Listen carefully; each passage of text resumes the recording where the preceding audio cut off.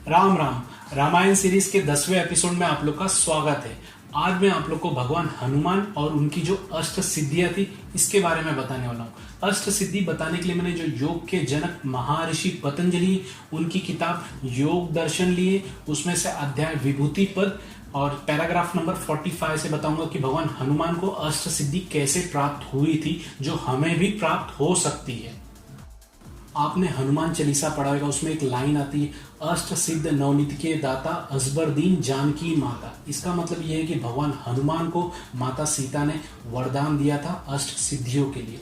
अष्ट सिद्धि का अर्थ है, अष्ट मतलब 8, सिद्धि का मतलब है किसी चीज में हम एक्सपर्ट हो जाते हैं, सक्सेस हो जाते हैं, तो इसलिए बोलते हैं सिद्धियां।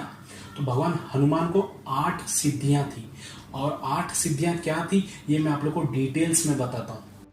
मैं आप लोग को हमेशा कहता हूं कि योग के माध्यम से हम अपनी आत्मा को परमात्मा से जोड़ सकते हैं। तो हर एक चीज संभव है, बस उसे कंटिन्यूसली प्रैक्टिस करना बहुत जरूरी है। इसी तरीके से भगवान हनुमान को 8 सिद्धियां थी। पहली सिद्धि का नाम है अनीमा। अनीमा एक ऐसी सिद्धि है जिसमें वो अपने शरीर को एकदम छोटा बना सकते थे, सूक्ष्म बना सकते थे। हनुमान भगवान ने अपने शरीर को छोटा बना के लंका में प्रवेश किया था। और दूसरी जो सिद्धि है उसका नाम है महिमा। महिमा एक ऐसी सिद्धि है जो अपने शरीर को एकदम बड़ा कर सकते हैं। जो आपने देखा होगा रामायण में दिखाया गया, राक्षस के सामने अपना शरीर एकदम बड़ा बना सकते हैं। तो ये दूसरी सिद्धि थी। तीसरी सिद्धि है लघिमा। लघिमा एक ऐसी सिद्धि है जिसमें हम अपने शरीर को एकदम वायु के समान हल्का कर सकते हैं, और जो पुरुष या कोई भी इंसान इस सिद्धि को प्राप्त कर लेता है वो अपने शरीर को एकदम हल्का बना सकता है। और चौथी जो सिद्धि है उसका नाम है गरिमा। गरिमा एक ऐसी शक्ति जिसमें हम अपना गुरु तत्व इतना बढ़ा सकते हैं कि उसे कोई हिला नहीं सकता। जैसे भगवान हनुमान को और अंगद को कोई हिला नहीं पाता था जब वो पैर रख देते थे। और इसमें इंसान दूसरे के दिमाग को रीड कर सकता है और उसके थ्रू बातें कर सकता है, जिसे हम लगभग सिमिलर टू टेलीपैथी कह सकते हैं। ये सिद्धियां प्राप्त थी भगवान हनुमान को। 5वीं सिद्धि है प्राकृतिक। इस सिद्धि में योगी अपने अंदर एक बार में सांसें भरकर कुछ घंटों तक, दिनों तक या महीनों तक मिट्टी के अंदर, पानी के अंदर भी ये सांसें रोक सकता है। और छठी जो सिद्धि है वो है प्राकम्य में। प्राकम्य में एक ऐसी सिद्धि जिसमें इंसान की उम्र कम नहीं होती।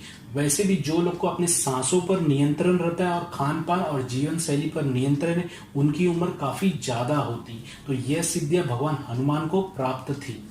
7वीं सिद्धि है वशित्वम। जो इस सिद्धि को प्राप्त कर लेता है उन्हें कोई प्रभावित नहीं कर सकता, बल्कि वो दूसरे को प्रभावित कर सकते हैं।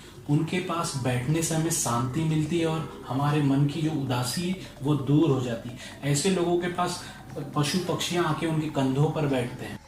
8वीं सिद्धि है ईशित्वम।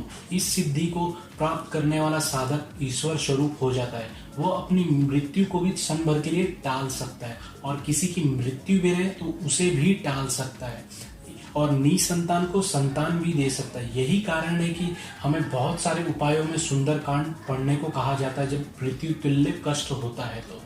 तो ये थी 8 सिद्धियां भगवान हनुमान की। मैं चाहता हूं कि आप लोग भी प्रैक्टिस करिए और अपने जो सनातन धर्म का जो ज्ञान है, विज्ञान है, उसे लोगों तक फैलाइए और समझाइए, और हमारे सनातन धर्म पे जो हमला होता है उसे बचाइए, जवाब देके लॉजिकली। और जो भगवान हनुमान के बारे में बेसिक इंफॉर्मेशन है ये मैं आप लोग को बताता हूँ। भगवान हनुमान वन में रहने वाले नर, जो मनुष्य वन में रहते हैं उसे हम वानर कहते हैं। और भगवान हनुमान कपि प्रजाति के थे। इस कपि प्रजाति के थे, और वो एक अच्छे, उनकी जो टेल बो होती, जो पूछे जो हम लोग कहते हैं, वो पूछे नहीं है, वो टेल बोए काफी बड़ी होती है नॉर्मल साइज से, इसलिए वो लपेट के रखते थे कपड़े उस पर। और भगवान हनुमान, अगर आपने देखा होगा, एक अच्छे खासे विद्वान थे, जो वेदों के ज्ञान रखने वाले पुरुष थे। ना कि कोई जो हमें आज जानवर कहा जाता है वो कोई जानवर नहीं। कृपया करके आप लोग ये जो गलत फहमियां हमारे धर्म के बारे में आप लोग दूर करिए, आप लोग पढ़िए और लोगों तक बताइए। आप लोग को ये वीडियो आज का कैसा लगा? चैनल को अगर आप लोग ने सब्सक्राइब नहीं किया तो ये कर लीजिए। और आज के लिए राम राम।